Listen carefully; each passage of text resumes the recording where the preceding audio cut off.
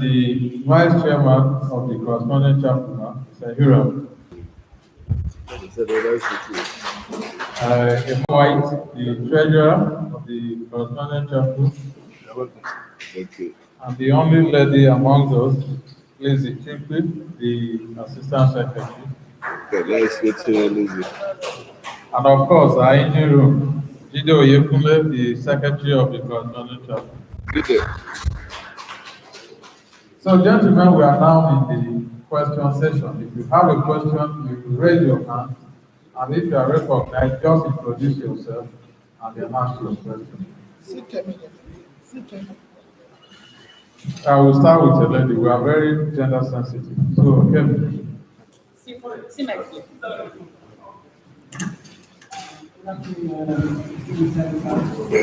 Chairman of Council, you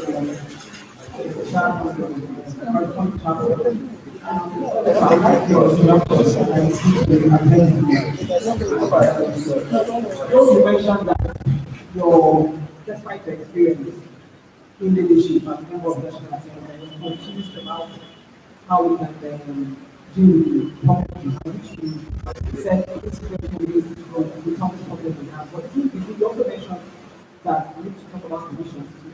So I was glad that you just 2 or 3 solutions moving forward, so that the chairman of the committee on army would like to have 2 or 3 solutions devoid of another problem we identified, politicizing and the issue of this problem.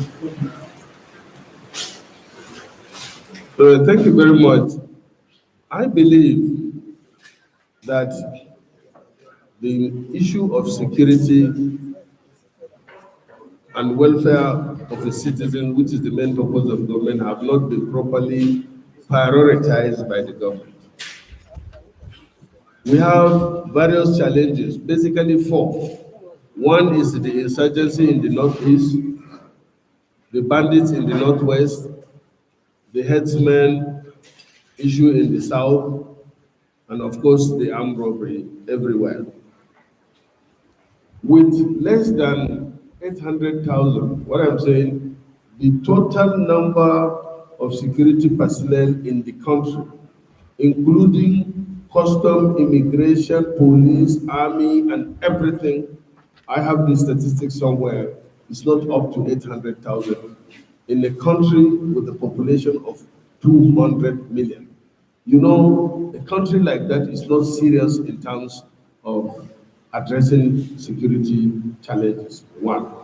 2, the Nigerian army that are engaged in more than 32 states in this country right now because of the need to address some of the serious security threats are not up to 160,000. All the officials and everything of the Nigerian army are not up to 160,000. Not Nigerian army, armed forces. The Nigerian police total population is not up to 400,000. In a country where you have security threats here and there and everywhere. So if the government is serious, I have been saying this and I say it at any opportunity like this that I have, that the government should prioritize security. And peace does not come cheap. In a country where we are budgeting 13 trillion in a year as its expenditure, and you are budgeting less than, it's I think 1% of that budget for security, you know we are not serious. Now, the president seemed to have risen to the occasion from his New Year speech, where he said he's going to do something about the security. And he rejigged the service chiefs by letting go those ones and bringing in new ones. But that is not enough. You must equip, you must have the number, you must fund them properly. The Nigerian security agencies, particularly the armed forces, are not well equipped. They don't have what it takes to address the security threats and challenges we are facing in this country. The earlier we do that, the better. I'm glad, however, that the government have now started bringing in the equipment, some equipment, let me say some equipment because they are not enough. I have been in the war front. I go there to see what is going on. I'm from there, especially where the Boko Haram are attacking.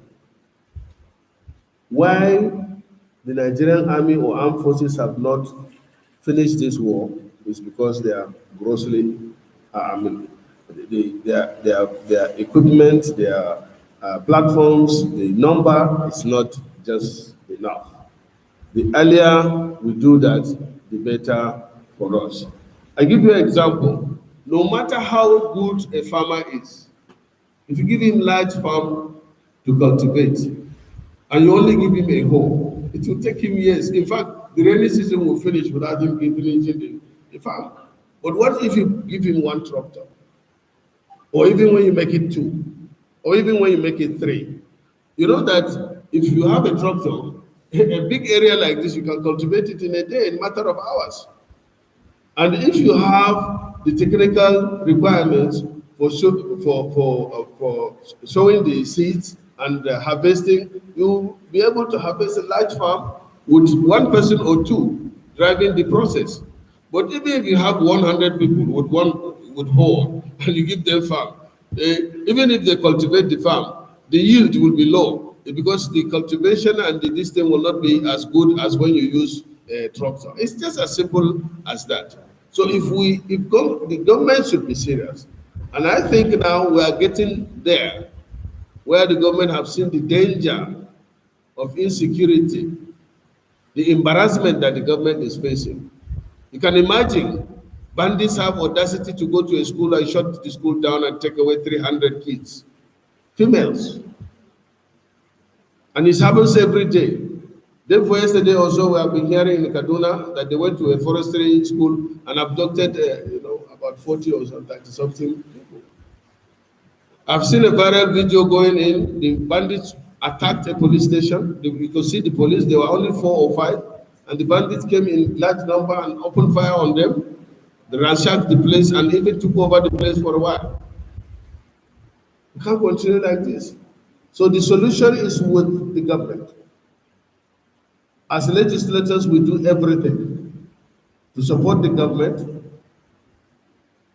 And in fact, you people are almost calling us rubber stamp because all we do is to give the government what they need for them to be able to do what is necessary to keep this country together.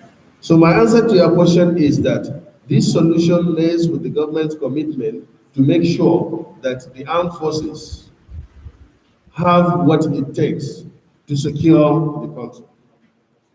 That is number one. And you can't do that with budgeting that meager amount and having that little number. If you want to win this war, then the armed forces must be armed. The Air Force must have what it takes. They must have attack helicopters. I was embarrassed last time when the government was launching only 3 helicopters at the Eagle Square. While MEMA, is it MEMA or this country? Nema. Nema. MEMA. Nema. No, not NEMA. It's this country, Niama. Okay, Yes. Niamey. Yeah, that's true. At the same time that Nigeria ordered for 3, and Myanmar it's not more than Lagos State. They ordered for 15 attack helicopters. Because you must secure the country first before you call a country. Anyway, what is happening in Nigeria now, gradually, is that government of thugs is growing within government. God forbid, if you want to go to Borno now, you must be aware, or you must be scared, or you must be careful of Boko Haram. If you are going to Southwest, and Sunday is not comfortable with you, be sure you will not get in there. If, we have now Southeast Security Network. They have now given themselves the power to even arrest some people. They went and arrested some people as far as going to Benue. They said these are headsmen that are terrorizing people. I don't know who gave them that power. Gradually, the country is falling apart, and then you have government of some people within the government. I hope I've answered your question. So we'll take three. No, take your all your questions. Then he will respond. Oh, you take 3 questions at a time.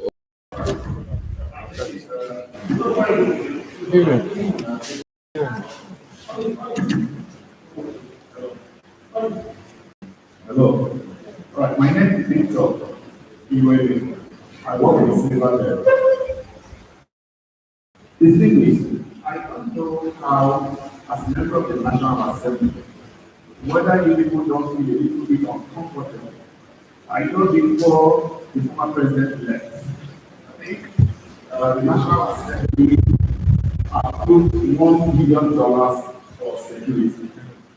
And between 2015 and now, when we talk about the session, I think we also have either once or twice $1 billion also being approved for security, and this is outside the normal protective conditions. I'm sure some persons outside the shores of Nigeria, hearing $1 billion will be surprised that that we don't have enough money to support the people. So beyond the number, and then the amounts that we also approved for the military, we have people start in Nigeria. When you ask questions about why are we not deploying technology, the way that we make now, in this war, we also have it and explain the way. And I also know that when we are doing something and whether we are doing it or not, we are overwhelmed. You can ask for help. Have we considered that asking for help and the help is not coming, or we are feeling too deep to ask for help? Most of when you are operating money and then this money we don't see through, it's not commensurate. Harry.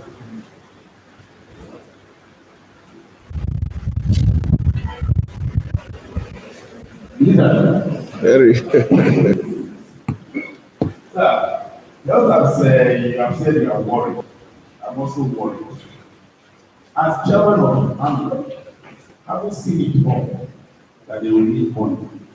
How much do you think that the country has in a year or 2 years for address? And two, sir, you also said there is need for the anti-security agencies to be equipped. They were also hearing from those inside, as if there is frustration from inside, where NSA will say, Buratai, he not spend the money to do. Is there no frustration from inside also? The president of the Senate said last week that this arbitrary kidnapping has become a big business. Your things.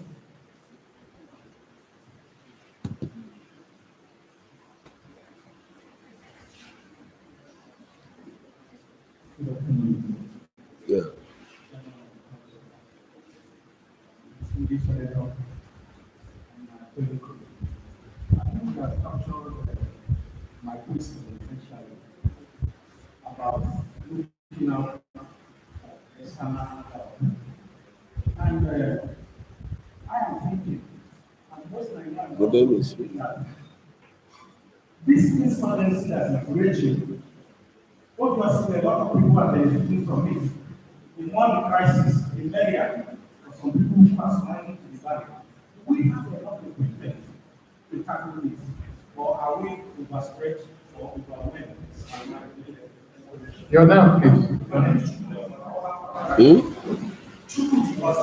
Chukudi. Okay. Okay. Gentlemen, let me take the question from Victor about the monies spent or allocated for the procurement of arms, and also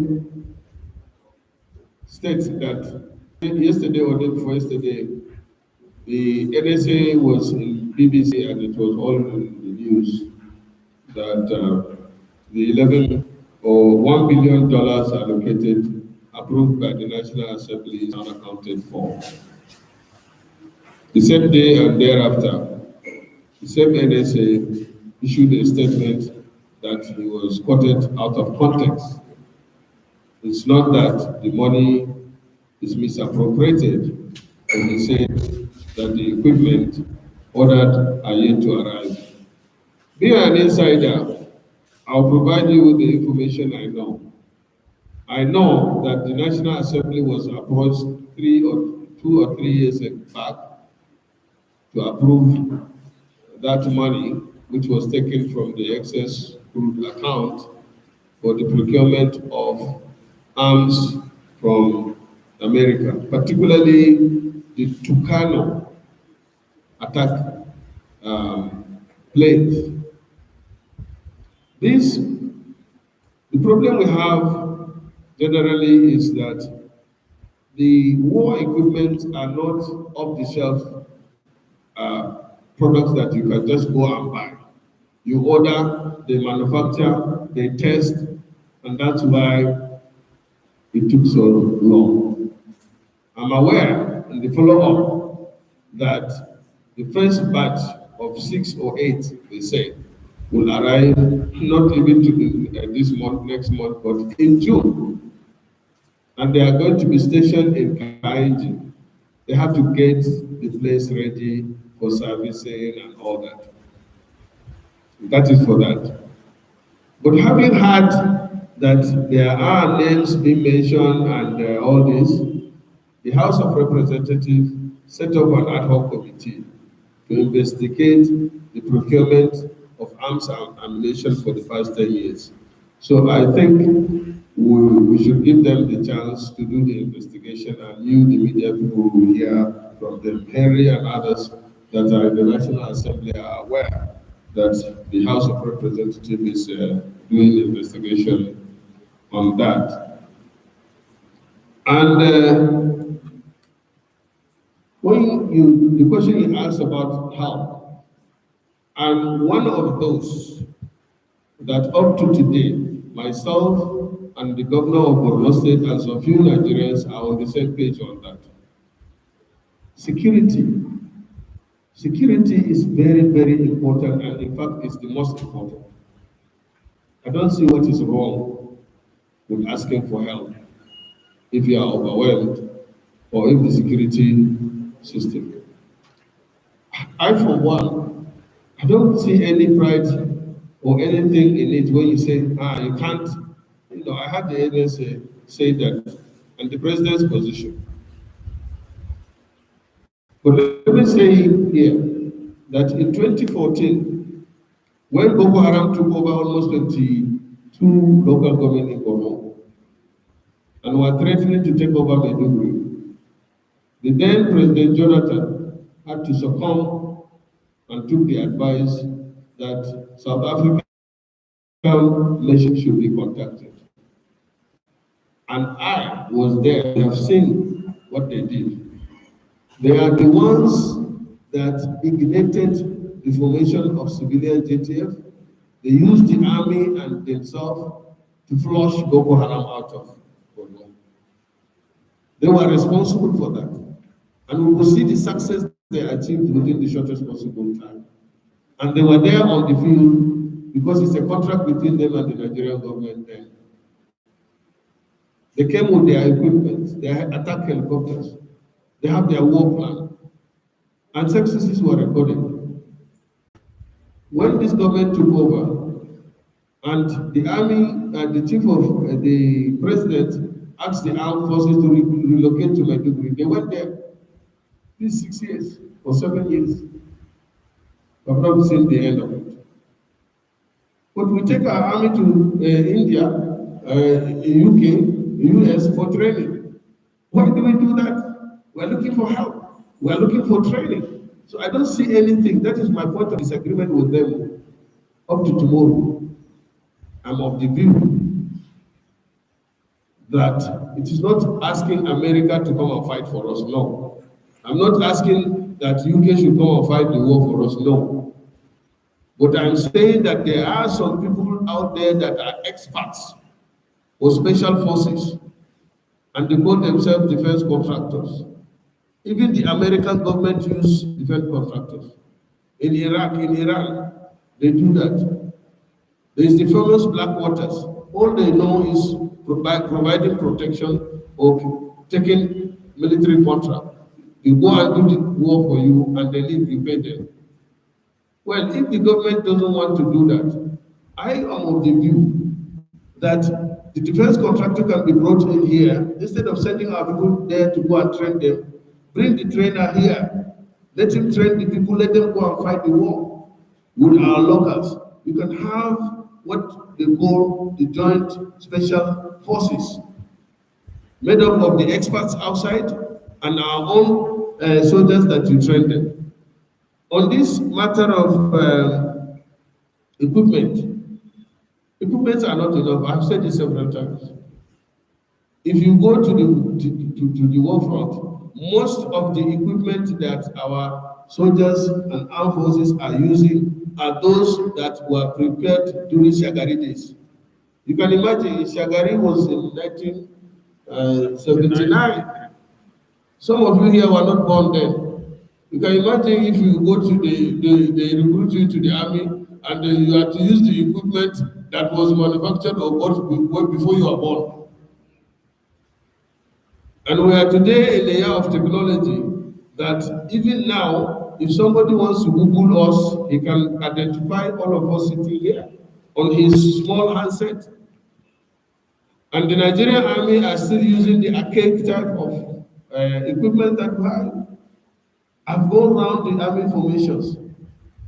I've not seen a soldier at the war front holding a brand new AK-47. While the bandits will be coming in with brand new AK-47, RPGs and all that. The bottom line is that if we want to get this war done with, then our soldiers will be must be equipped. We hear of our soldiers performing credibly outside.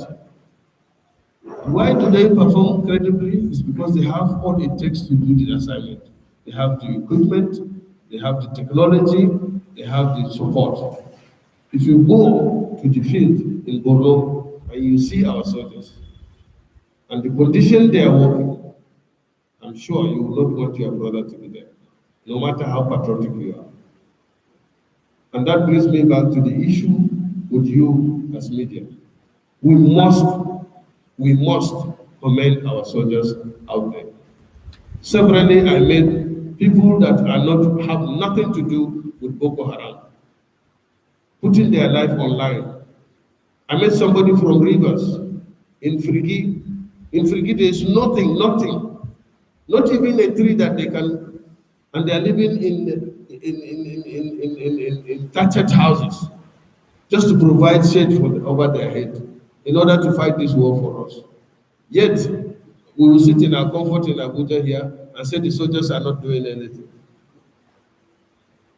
You can't easily find the type of soldiers that we have that are resilient, that are committed to this country, like the Nigerian armed forces that we have. So we must commend them, we must appreciate them, and we must thank them for the sacrifices they are making. Forget about saying that, oh, Nigerian army ran away. Why wouldn't you run?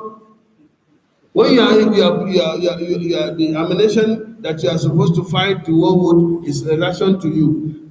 When you are counting your bullets and the bandit is just firing, pa, pa, pa, pa, pa, pa, pa, pa, and you are on, you fire, you count, you remain 10, you fire, you say 9, 8. When the 8 finish, you have to run. That is the truth of it. So we should appreciate our soldiers. And I think that is it. Secondly, Harry, you said, how much will be enough? I'm not in position to know that. But we have charged the new service chief to give us their shopping list and see that if it is not in the budget this year, we must make sure that it is in the budget. Let me add, for the question that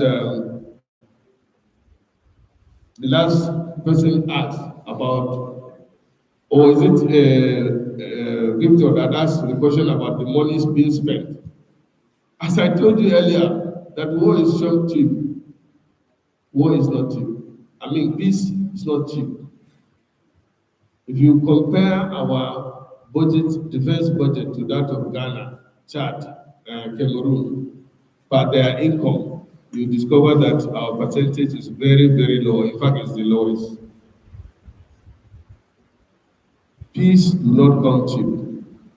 Why would you construct railway from Maiduguri to Lagos when you cannot use the train? Why would you construct a road network from Lagos to Ibadan for hundreds of billions if you cannot fly the road safely? Why would you construct a road for about 800 billion from Abuja to Kano when you know that people will not fly that road, especially if the banditry is not, or kidnapping is not addressed? You see generals now going to railway station, and even you people, you don't go by road again. You go by train. You know why? It's slow, but it's safer. So we should concentrate on that. I think I have answered the questions, right? I am still supporting and calling for the government to consider bringing experts that would provide the the training or special force training that is required by our Nigerian Army or armed forces in order to address the issue. Moderator, I did. So, okay, so we'll take from a lady.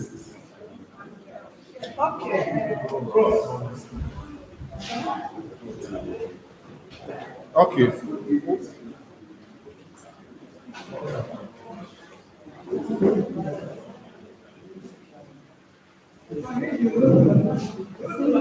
Yes. Please introduce yourself. My name is Joy. He said our business ability is growing, and some of them are doing started. When we are going, I think statistics are what going to be what for I can work. That is not easy. What is your hope to our leaders to ensure that these our people are What is the name, is it? Her name is Joy. She's talking about welfare. Let me personally.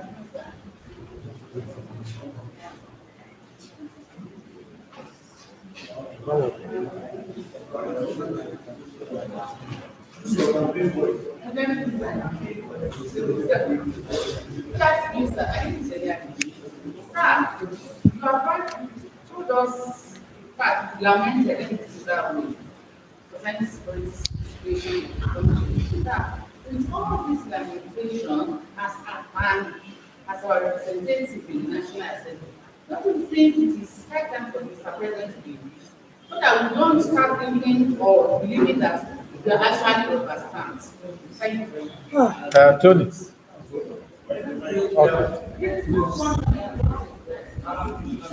The Venus, use your campaign voice.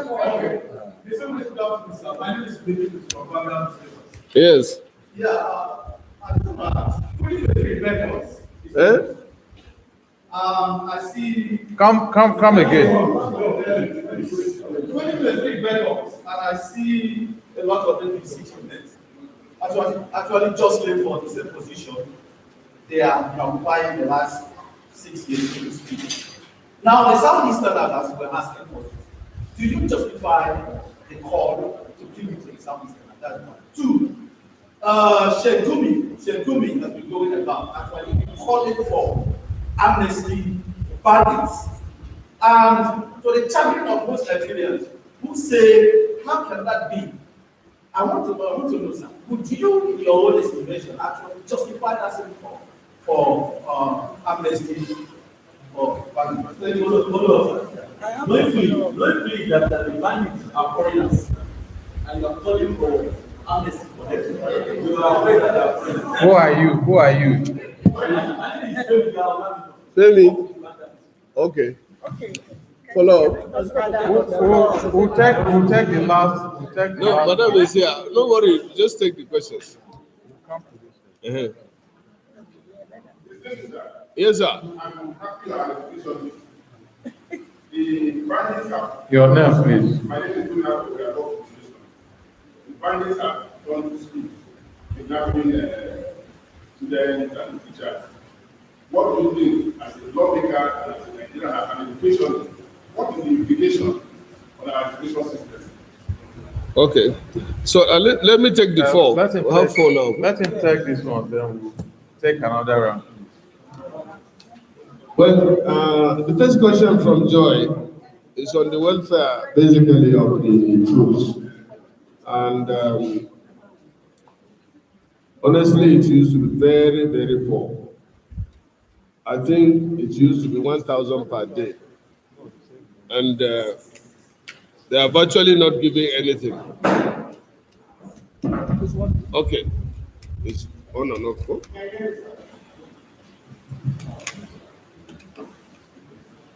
It used to be like 1,000 per day.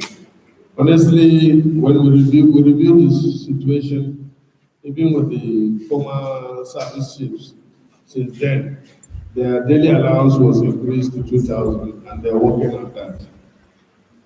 And as I said, all these things don't come cheap.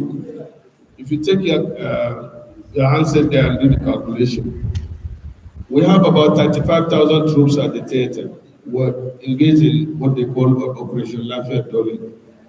Multiply 2,000 naira, assuming all of them are troops or other ranks. You multiply 2,000 times 35,000. I think you are getting about 70 million just for one day. If you multiply that for 1 week times 7, you know the number. If you multiply that per month, the money runs into billions. And when they see the figure, people will start complaining that too much money has been spent on the army. I don't think that there is no amount that will equate to somebody that sacrifices his life. One bullet will bring the troop down if he doesn't have helmet or if he doesn't have a bulletproof. And the bulletproof don't come cheap. So the welfare of the troops is being improved upon, honestly. And their payment is being done timely. But the frustration they are facing there again is that the Ministry of Finance doesn't give them the money on time. You can imagine we that oversight them sometimes have to go to the ministry and lobby for them to make the releases on time. And we can't, it can't work that way. But let me say here that we have access. I have access to the president, I have access to the minister, and we follow up this thing. And there is actually improvement, and there is supposed to be more improvement. And Madam, on your question on impeachment, well, let me say that President Buhari is a Nigerian. He's the president, quite okay, the head of the government. But it is not the head only that controls the body. If you change the head and the body is still bad, the problem we have in this country is not about that one leadership. Government is supposed to be government of the people, for the people, and by the people. Now, you, madam, you are even saying that this is the government of Buhari for Buhari and by Buhari.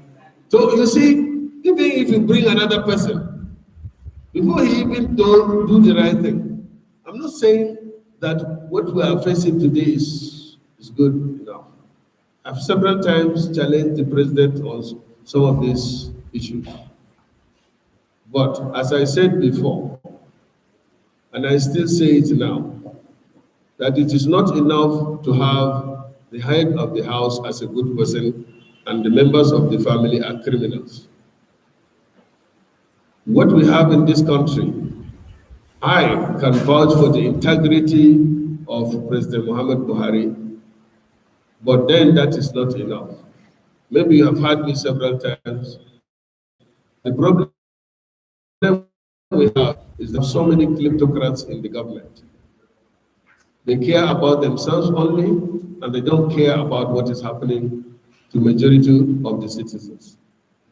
Unless you are going to do a holistic change in this system of this country, if you remove Buhari and bring Ndume tomorrow, you don't expect magic.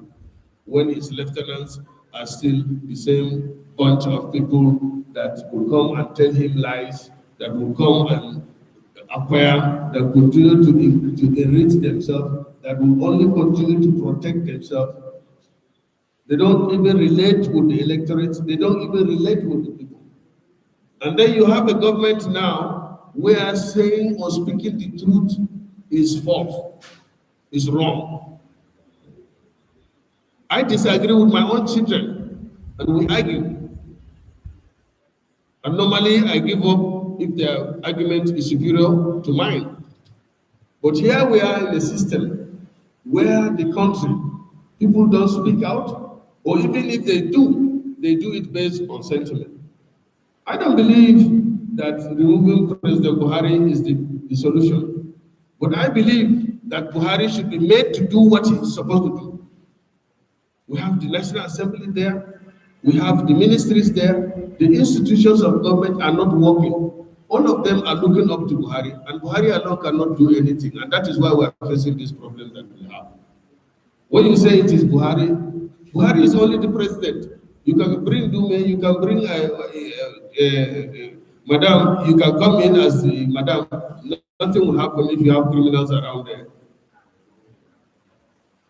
So that is my answer to that. I don't think that removing the president is the solution, but making the president to do what is right is the solution. Then the guy from Vanguard asked a question about the amnesty. My position is known except if you are not following me. Starting from this program of the radicalization and self-corridor of the Nigerian, I'm totally against it. In fact, I contemplated going to court to stop them. Totally against that. You can't have people perpetuating criminality and you say you come in and you have a hands up. Then maybe many of you will start thinking, considering being a bandit. Then you come and sit down on a negotiating table with the government and you say, give me 500 million, then I'll drop my arms and I'll stop kidnapping. That is not the right way to go. Gumi has made some effort. There are some cases whereby there is a need to talk to those that are caught in this. Caught. I repeat that word. I give you an example. The problem of banditry in the north started with cattle rustling. The cattle rustlers are armed robbers that go to forest to rob the Fulanis or the headsmen of their cattle using AK-47 and the various arms they have. Then the Fulani people thought, these people that come to terrorize us here, the only difference between we and them is that they have AK-47. And when you sell one of your cow, you can buy one AK-47. So they will sell their cows out of the 100, sell 2 or 3, buy AK-47, invite a policeman and give him one goat, and he will train them how to use the gun. And then they hang it on themselves, waiting. If the castle wrestler comes in, they exchange fire. That was how it started. Then they discovered that if you kidnap somebody and take him into the bush, make the call, you will get 10 million. You share it with the people, the network. And all you see, where you know that it's a big network, as one of you said, is that when they are arrested, they ask them how much did they get. They collect a ransom of 10 million, but the person arrested has only received 200,000. Where is the rest? Who is responsible? Why did you get the gun? Who, how did you collect the money? And after that parade by the police, that's the end of it. You hear no case, no going to court, no conviction, nothing. How can you stop that? The same thing with the issue of this corruption that we are facing in this country. Somebody will steal 10 billion and they keep going to court to, and then you get somebody like the way I became victim of mine last time. You bail the person and then the person will start not running normal life. In fact, if he comes to an occasion like this, he will be taken to the high table because he has his stolen money with him. And that's the end of the story. So this issue of amnesty is something that I'm opposed to. Umi is talking to some people. Yes, you can't say there is no corridor to provide exit for some people that want to repent or they want to give up that form of criminality. But that does not mean that you give them amnesty and set them free. No, they should come in, confess, face the law. If they are to be jailed, let them serve the jail term. If they say they serve a certain jail term, they are being monitored at the correctional center. And if the authorities want to pardon them, that is a different thing. And it cannot be done blindly like that. It has to be with the people. And that takes me back to the issue of the Boko Haram. In my own village, I said this several times and I want to repeat it here again. When Boko Haram took over my local government, Goza to be specific, and declare it as their caliphate, most of our elders could not run. So they sacrificed themselves and let us stay. And they continue reading the Quran. These are Malams, 75 of them. Somebody went and told the Boko Haram people that these people are praying against you. They took these 75 people to an abattoir and slaughtered them. 75. We know them. Then you say they went to Gombe to raise up their hand and say they have surrendered. Then you train them and you give them a startup, what they call the startup pack, and bring them to my village. I told them there that if you allow these people to come to my village, we'll go and kill them and then go to Gombe and surrender. So that you can train us and also give us a startup pack. And you see, these are the things that the government is done confusingly because they are looking for a solution here and there. And they are not talking to the people. Nobody is talking to us. Nobody is taking our input. The solution to this insurgency will start with the people, not with the army, because you are not fighting a conventional war. And the moment you don't make the environment conducive for the people to feel relaxed and give you advice or even fight along with you, we have our people now, the civilian JTF, the hunters, the vigilantes. They are ready to work, they are ready to fight war side by side with the Nigerian army. But they are saying, no, this is not their job. It's a confusing situation. Then the issue of the schools. The bandits now find schools very convenient, except if you go to church or you go to mosque, you can't get a gathering of people that you can just kidnap in drove. So they find schools with a single gate, and then they sleep in one place. They go at night, shoot a few shots into the air. Everybody will be scared because they know the police will not be there. So they have to comply with the directives of the bandits. They pack them in one side. And one thing about the government again, the government will be rushing to negotiate with them. The people that are in government will be, excited about it. It's a security vote, so you don't disclose.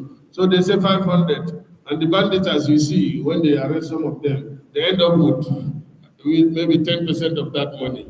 And so somewhere in between, people are enriching themselves out of this unfortunate situation. There was a project, very viable one, that the British government, UK, called the Safe School Initiative. When the Chibok girls were abducted, it was initiated by this former Prime Minister of UK. What is his name? Gordon. Yes. But the Nigerian government were not interested and are so serious. The developed countries were willing to assist us. What do you need? We have the Peace Corps there that are willing to volunteer. We are not using them. We have the vigilante there. make the school safe. We are not using it. So in this country, anything that you bring that will not lead to some people having access to filling their pocket, they will not be interested, even if it will help or it will be useful to the society. So that's the problem. I hope I've answered your question too. And I think we have had enough. The last one. The last one. Eh? Now for the day. Okay, yeah. Somebody from the southeast, I'm sure I was keen about knowing my position. There are two. I'm not the party, but I'm of APC, you know. And maybe you have had my opinion, and I still stick to that. I'm one of the founders of APC when we came together to form the APC. Then, in principles, we agreed that the North should produce the president. That was why Buhari, Konkoso, Atiku, and Samunda contested. Rogers insisted that he must exercise his constitutional right. And of course, the Nigerian constitution is superior to APC constitution, and those he was allowed, even though he knew that he was not going to win. So that was why he was holding his gubernatorial ticket. He gave it in custody to his in-law. When he was defeated, he went and collected it.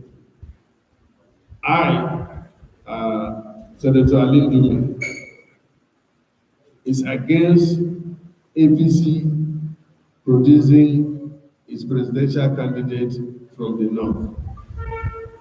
The APC presidency or presidential candidate should come from the South. I said it and I will still say it again, that to me, if you have a northerner as the presidential candidate from APC, I'm not talking about PDP, to me it's tantamount to that term, and it's not constitutional. The Constitution says the president will serve 2 terms, and we say the North should serve 2 terms. So if you say the North should produce the president again, it means you are going for that term, which is not fair. And I believe in fairness, justice, and equity. Let candidates from the South, and that means South-South, Southeast, and Southwest. As for the Southeast issue, and even the South generally, let me say it here, that you can't say, for example, you want to be the head of this house, and you are calling for the division of the house. Will it work? I think the South need to think about it. That is what is giving the room for these Northerners to even say, okay, we want to be the president again. Because if you want to be the president of Nigeria, then you must believe in the unity of Nigeria. If you say Nigeria should be divided, and which Nigeria are you going to be president of? Yes. So for me, I support a candidate from the South, anywhere from the South. Southeast, Southwest, South. These are the 3 slots. So to me, if I am to be given the chance even, I will say, South, bring your candidate, 1 or 2. Southeast, bring your candidate, 1 or 2. Southeast, bring your candidate, 1 or 2. Let's go to the convention and ask Nigerians, the APC people to vote for whoever you want. Whoever turns out from the South, we give him the support, and hopefully we win the election. As I said, I'm speaking for APC, not PDP. Thank you very much. I hope I've answered that question. I like the last Gentlemen, I'm talking about position. No, let me take that one. Let me take it. No, gentlemen, please, we have had, I know that if we are giving the whole day, we'll continue asking questions, and distinguished will continue providing answers. Or we just have to call it a day. We have had enough for today. Like I told you before, we are looking at the 15th of April for our annual lecture. So hopefully we shall have distinguished with us. You'll be distinguished will be part of that annual lecture on the 15th of April. Okay. You'll be part of the lecture. So some of the other questions we couldn't ask him, we'll have that opportunity to ask him. But like you said, he's more than 60 years now. So he has been speaking for the past 2 hours. Yeah. So please, for today, we'll have to call it a day. I would like to. Let me intervene and appeal. Most of you know my history and my antecedents in this country. Sometimes they say I'm stubborn, sometimes they say, so I beg you, don't go and write something that will take me to Bujebu. I've been there 2 times, I don't want to go there for the 3rd time. Because there is no 3rd time anyway.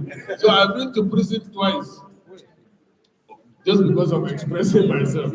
So I don't want to go for the 3rd time. So don't go and write something that will go and pick me up and send me to Bujebu again. Thank you very much for the honor. I appreciate it. We want to appreciate all of you, especially Voicetv, that took this program live. We want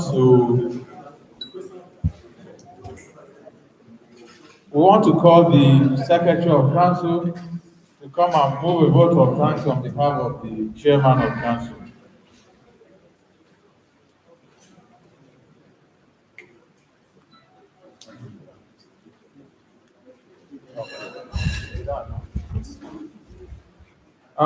Gentlemen, please, the stories we have here, we want to agree that we can keep them Sunday for Monday. Sunday for Monday. Sunday for Monday. Please. Sunday for Monday, that's tomorrow. Please.